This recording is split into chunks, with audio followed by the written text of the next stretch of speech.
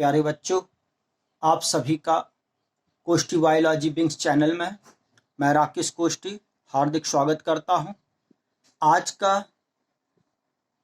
जो टॉपिक है reproductive health, जो क्लास 12th से रिलेटेड है। आज हम पढ़ने जा रहे हैं what is reproductive health and its significance, यानी जनन स्वास्थ्य क्या है और उसके महत्व के बारे में।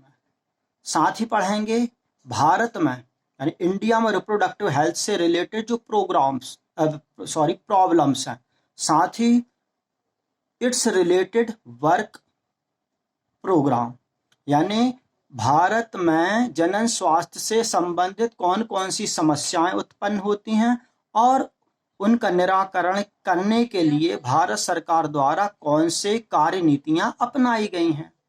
साथ ही पॉपुलेशन एक्सप्लोजन अर्थात जनसंख्या विस्फोट के बारे में, और हम पढ़ेंगे जनसंख्या वृद्धि के क्या कारण हैं, जनसंख्या वृद्धि से उत्पन्न होने वाली समस्याएं एवं उन समस्याओं के नियंत्रण के लिए हम कौन कौन से उपाय कर सकते हैं। तो सबसे पहले रिप्रोडक्टिव हेल्थ अर्थात जनन स्वास्थ्य। जनन स्वास्थ्य का अर्थ जनन के सभी पहलुओं में संपूर्ण श्रेष्ठता रखना, अर्थात मानव एक उत्तरदायी, संतुष्टिकारक, सुरक्षित मैथुन जीवन व्यतीत करने की क्षमता रखता है। साथ ही साथ जनन स्वास्थ्य के अंतर्गत शारीरिक, भावनात्मक, व्यवहारिक और सामाजिक पहलू इसके अंतर्गत आते हैं।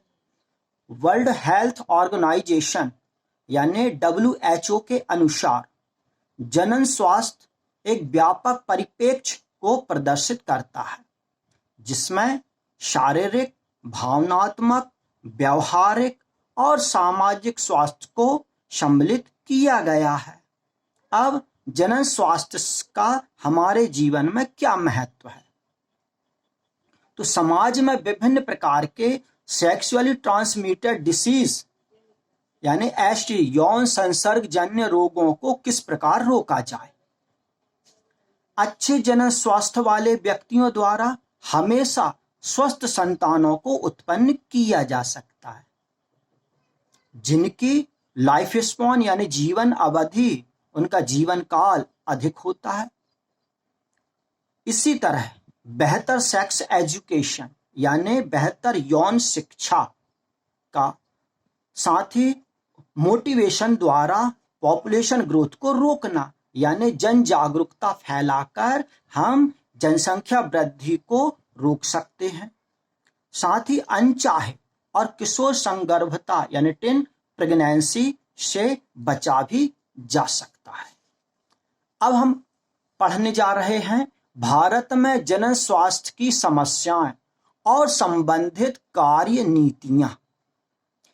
तो भारत में जनन स्वास्थ्य की कई प्रकार से समस्याओं का सामना करना पड़ता है, जैसे युवक युवतियों में रिप्रोडक्टिव ऑर्गन्स यानी युवक युवतियों में जननांगों से संबंधित व्यवहारिक ज्ञान की कमी का होना, प्यूबर्टी यानी यौवन अवस्था के समय शारीरिक, मानसिक, व्यवहारिक परिवर्तनों की जानकारी का अभाव होना, स्वास्थ्य एवं सुरक्षित यौन क्रियाओं की जानकारी का अभाव होना, यौन संसर्गजन्य रोगों यानी STD सेक्सुअल ट्रांसमिटेड डिसीज के बारे में जानकारी का न होना, यानी यौन संसर्गजन्य रोगों से कौन कौन सी बीमारियां फैलती हैं, चाहे वो मेल हो या फीमेल हो, उनके बारे में हमें जानकारी का ना होना, यौन दुरुपयोग एवं यौन संबंधी अपराधों के बारे में जागरूक ना होना, प्रसव, गर्भपात, गर्भ निरोधकों, स्टरलाइजेशन यानी बंध्याकरण की संपूर्ण एवं व्यवहारिक जानकारी का अभाव होना। तो ये समस्याएं जब हमें यौन शिक्षा से संबंधित या जन स्वास्थ्य से संबंधित जानकारी नहीं रहेगी तो कई प्रकार की समस्याओं का सामना करना पड़ता है। तो भारत सरकार द्वारा स्वस्थ जनन के संबंधित कई प्रोग्राम्स तैयार कर उन्हें लागू किया गया। विश्व का प्रथम देश भारत, जो जनसंख्या के मामले में दूसरे नंबर पर है, जिसने जन स्वास्थ्य को एक राष्ट्रीय स्तर पर लागू कर परिवार कल्याण योजना के रूप में उसे लिया गया। साथ ही 1951 में परिवार नियोजन प्रोग्राम यानी परिवार कल्याण कार्यक्रम के रूप में व्यापक स्तर पर इसका प्रचार प्रसार किया गया है।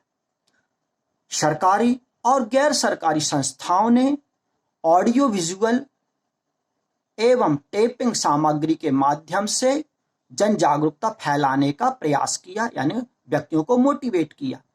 माता पिता यानी पेरेंट्स, हमारे टीचर्स एंड फ्रेंड्स की इस कार्य के लिए यानी मोटिवेशन के लिए सेवाएं ली गई हैं। अल्प आयु में विवाह होने से उत्पन्न समस्याओं की जानकारी देना। यदि कम उम्र में विवाह होता है तो हमारे जो रिप्रोडक्टिव ऑर्गन्स हैं वो डेवलप नहीं हो पाते, जिससे जच्चा बच्चा दोनों को कई प्रकार की समस्याओं का सामना करना पड़ता है। साथ ही गर्भ निरोधक सामग्री जैसे कंडोम्स हैं, कॉपर टी है, लूप है, स्पर्मिसाइड्स है, क्रीम है, जेल है, गर्भ निरोधक गोलियों के अंतर्गत माला एन है, माला डी है, चॉइस है, सहेली है, इन सब के बारे में हमें जानकारी देना। वैक्सीनेशन यानी टीकाकरण, ब्रेस्ट फीडिंग यानी स्तनपान का महत्व, गर्भवती माताओं की देखभाल करना, बच्चे और मां के प्रसव उपरांत उनके देखभाल के बारे में सबको बतलाना। इसी तरह से प्रसव यानी डिलीवरी के समय एसटीडी यानी यौन संचारित रोगों के बारे में, गर्भपात, माहवारी संबंधी समस्याओं, बांझपन आदि के बारे में जानकारी देना। साथ ही चिकित्सा सहायता और देखभाल उपलब्ध कराना, ये सब भारत सरकार ने लागू किया व्यक्तियों को जन जागरूकता फैलाने के लिए। अब नेक्स्ट हम पढ़ने जा रहे हैं जनसंख्या विस्फोट यानी पॉपुलेशन एक्सप्लोजन के बारे में। तो पॉपुलेशन शब्द की जो उत्पत्ति है ग्रीक भाषा के पॉपुलस शब्द से हुई है, जिसका अर्थ होता है पीपल अर्थात लोग। साथ ही अब क्या है, आपस में संबंधित एक या कई जातियों के जीवों का निश्चित क्षेत्र में उपस्थित समूह ही समष्टि या जनसंख्या या आबादी कहलाता है। पॉपुलेशन एक्सप्लोजन के संबंध में बिन एडवर्ड ने अपने विचार व्यक्त किए। उन्होंने कहा है कि population is a self regulating system. Clark के अनुसार जो पॉपुलेशन है वो 2 टाइप्स की होती है। एक होती है mono specific population. Mono specific में एक ही जाति के सदस्यों का समूह आता है, जैसे ह्यूमन पॉपुलेशन। इसी तरह से मिक्स्ड पॉपुलेशन। अब मिक्स्ड यानी मिश्रित आबादी, जिसमें कई जातियों के जीव उपस्थित रहते हैं। इसके अलावा मानव जनसंख्या का जो सांख्यिकी अध्ययन है वो डेमोग्राफी कहलाता है। मानव जनसंख्या यानी मानव आबादी की जो गणना है वो सेंसस के माध्यम से की जाती है, जो प्रत्येक 10 वर्षों के अंतराल से होती है, यानी जनगणना प्रत्येक 10 वर्षों के अंतराल से की जाती है। जनसंख्या में जियोमेट्रिकल ग्रोथ होती है, जबकि जो खाद्य उत्पादन में सिर्फ अंकगणितीय वृद्धि होती है। डेमोग्राफी के अंतर्गत हम निम्न चीजों का अध्ययन करते हैं, जैसे पॉपुलेशन यानी आबादी या जनसंख्या या समष्टि में गिरावट का होना या वृद्धि का, इन दोनों बातों का अध्ययन किया जाता है। साथ ही पॉपुलेशन के विस्तारण का अध्ययन किया जाता है। इसी प्रकार से वेरियस एज ग्रुप्स के यानी विभिन्न आयु समूह के मेल एंड फीमेल यानी पुरुष और महिलाओं के अनुपात का अध्ययन भी पॉपुलेशन इसमें डेमोग्राफी के अंतर्गत हम करते हैं। अब नेक्स्ट टॉपिक लेते हैं कि जनसंख्या वृद्धि के क्या कारण हैं, केसेस ऑफ पॉपुलेशन एक्सप्लोजन। तो जनसंख्या वृद्धि के निम्न कारण हैं, जैसे कि जन्म दर में वृद्धि होना, मृत्यु दर में कमी, यदि मृत्यु दर में कमी होगी तो जनसंख्या वृद्धि स्वाभाविक होगी, प्रजनन दर यानी बर्थ रिप्रोडक्टिव रेट का उच्च होना यानी अधिक होना, कम उम्र में विवाह और कम उम्र में सेक्सुअली मैच्योर्ड होना। इसी तरह से हमारा जो सामाजिक स्तर है उसका निम्न होना, निरक्षरता, सामाजिक कुरीतियां और अंधविश्वासों को मानना, ये सभी कारण जनसंख्या वृद्धि के हैं। अब हम ये देखें कि जनसंख्या वृद्धि के कारण कौन कौन सी समस्याएं उत्पन्न होती हैं। तो जनसंख्या वृद्धि से उत्पन्न समस्याओं के बारे में देखते हैं कि जनसंख्या वृद्धि को नियंत्रित करना आज विश्व की सबसे बड़ी मांग है। जीवन उपयोगी वस्तुओं की कमी हो जाएगी, प्राकृतिक जो संसाधन हैं यानी नेचुरल रिसोर्सेज हैं, खाद्य पदार्थ हैं और पेट्रोलियम सब्सटेंस हैं, वन हैं, इन सभी की दिन प्रतिदिन कमी होती जा रही है, क्योंकि जनसंख्या वृद्धि के कारण इन सभी का दोहन अधिक से अधिक हो रहा है। पर्यावरण का प्रदूषित होना, जब जनसंख्या वृद्धि होगी तो वो अपनी अनयूजफुल वस्तुओं को बाहर वातावरण में विसर्जित करेंगे, जिससे हमारा वातावरण प्रदूषित होता है। साथ ही बेकारी, गरीबी और दरिद्रता में वृद्धि होगी, प्राकृतिक पारिस्थितिक जो तंत्र है उसका संतुलन बिगड़ेगा, जीवन स्तर में गिरावट आएगी। साथ ही पॉपुलेशन ग्रोथ का प्रभाव यानी जनसंख्या वृद्धि का प्रभाव व्यक्तियों के रहन सहन पर, उनकी जीवन शैली पर पड़ेगा, जिससे सामाजिक स्तर में भी गिरावट आती जाएगी। अब हम पढ़ने जा रहे हैं जनसंख्या वृद्धि पर नियंत्रण के उपायों के बारे में, यानी जनसंख्या वृद्धि पर हम किस तरह से नियंत्रण कर सकते हैं। तो स्वाभाविक है कि अतिशय जनसंख्या वृद्धि के रहते हुए कोई भी देश प्रगति नहीं कर सकता। पूर्व समय में प्राकृतिक आपदाएं, प्रकोप, महामारियां जनसंख्या वृद्धि पर नियंत्रण रखती थीं, यानी जनसंख्या वृद्धि को संतुलित कर लेती थीं।